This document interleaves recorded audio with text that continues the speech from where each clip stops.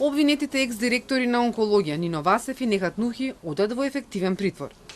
Побараа да се бренат од слобода, но апелација по Пладнево одлучи да ги прифати жалбите на обвинителството и куќниот притвор да им го замени со 30-дневен притвор.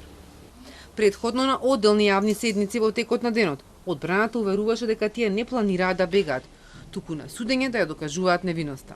Адвокатот Васев истакна дека тој цело време соработувал со институциите, присуствувал на анкетна комисија во собранието, бил активен во истрагата и ги почитувал мерките на предпазливост. Бил свесен каква постапка се води против него и да имал намера да бега, досега ќе избегал, рече адвокатот. Васев куса се обрати до судиите. Барам честно судење, судот да ја укине мерката притвор и да се бранам од слобода.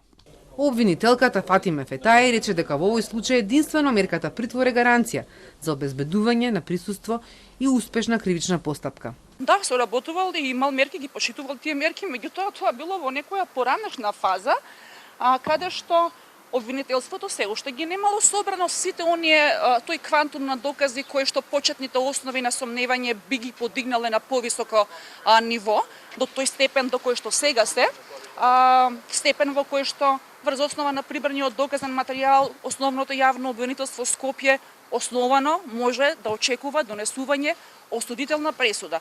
Колку што е поизвестно соочувањето со можноста од осуда на ефективна казна затвор, така и се зголемува опасноста од бегство.